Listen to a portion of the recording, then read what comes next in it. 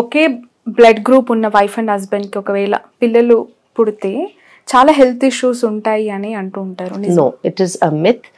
Blood groups in fact same ఉంటే ఏ blood issues ఉండవు.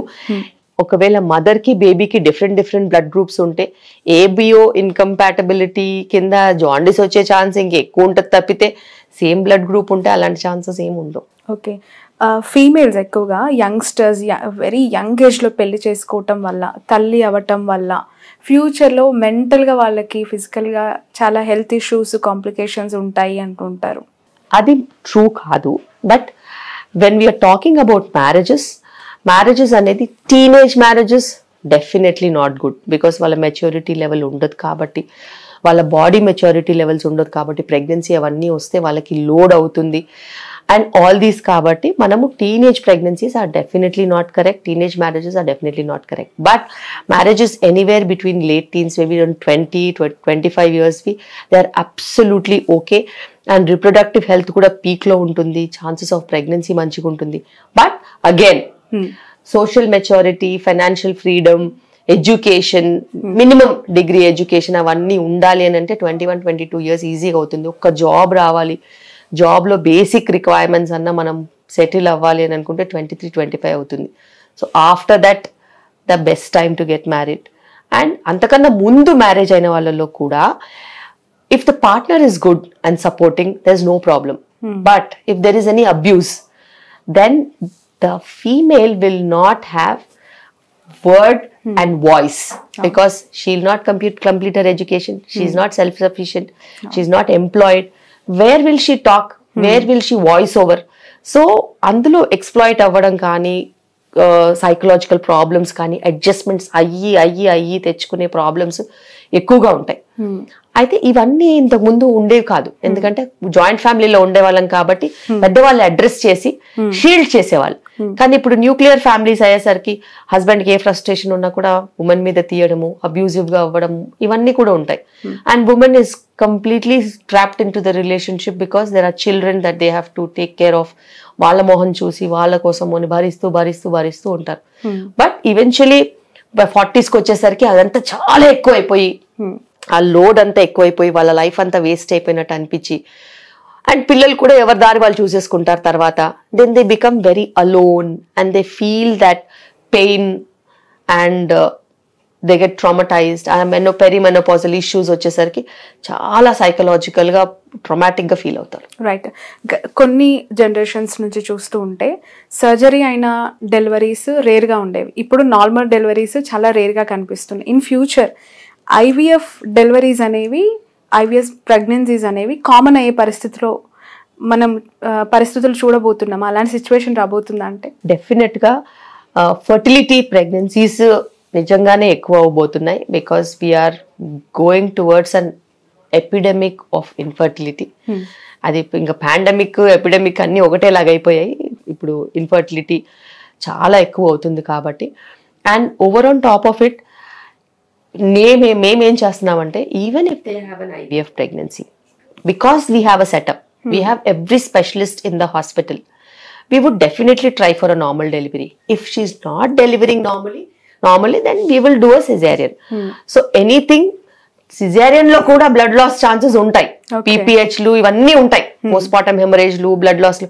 దానికి అనుగుణంగా బ్లడ్ బ్యాంక్, దానికి అనుగుణంగా హై రిస్క్ అనస్థీషియా టీము, దానికి అనుగుణంగా మన సెటప్ పెట్టుకోవాలి. అయితే ఏదైతేనేమి నార్మల్ డెలివరీకి మించిన సేఫ్టీ ఉండదు.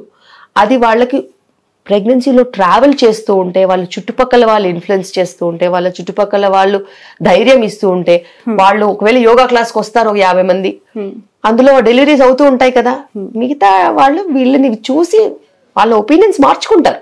రైట్, డెఫినెట్ గా మార్చుకుంటారు. మ్యామ్, చాలా మంది ఈ ఐవీఎఫ్ ట్రీట్మెంట్స్ గురించి విన్న వాళ్ళు సెలబ్రిటీస్ చెప్తూ ఉన్న మాటలు విన్నప్పుడు, లైక్ స్పోర్ట్స్లో ఉన్నారు, లైక్ వాళ్ళకి స్పోర్ట్స్ అనేవి కొన్ని ఇయర్స్గా కంటిన్యూస్ ప్రాసెస్ ఉంటుంది, వాళ్ళు ఎగ్ ఫ్రీజింగ్ చేసుకోవాల్సిన పరిస్థితి, ఉపాసన అలానే పిల్లలు కనిందని, లేదంటే ఇషా అంబానీ అలానే పిల్లలు కనిందని, ఎగ్ ఫ్రీజింగ్ సైడు ఇంట్రెస్ట్ చూపిస్తున్న జనరేషన్స్ అంటే ఇన్స్పైర్ అయ్యి వాళ్ళు అలా చేసుకున్నారు కదా, మేము కూడా చేసుకుంటాము అని చెప్పి, దీన్ని ఎంతవరకు నమ్మాలంటారు, ఎంతవరకు కరెక్ట్ అంటారు? బేసిక్గా టెక్నాలజీ, మనము ఐఫోన్ కొంటే వాళ్ళు ఇంతకుముందు 7 జనరేషన్, iPhone 7, ఇప్పుడంటే iPhone 15. అంతే కదా, టెక్నాలజీ నువ్వు అప్గ్రేడ్ అవుతున్నప్పుడు, నువ్వు వేసుకునే బట్టలు నువ్వు అప్గ్రేడ్ అవుతున్నప్పుడు, అలాగే టెక్నాలజీని యూజ్ చేసుకోవడం కూడా నువ్వు అప్గ్రేడ్ అవ్వాలి. నీకు ప్రెగ్నెన్సీ ప్లానింగ్ 35 years వరకు లేదు అని నీకు తెలిసినప్పుడు, నీకు మెంటల్ మెచ్యూరిటీ ఉన్నప్పుడు, మరి నువ్వు 28 ఉన్నప్పుడే ఎగ్ ఫ్రీజింగ్ చేసుకుంటే నీ 28 years ఎగ్ క్వాలిటీ ఉంటుంది కదా. నీకు ఫైనాన్షియల్ అఫోర్డబిలిటీ ఉంటే, there are certain companies which pay for 2 cycles of egg freezing. Okay. Yes, there are software companies which pay for 2 cycles of egg freezing free of cost, everything funded from scratch.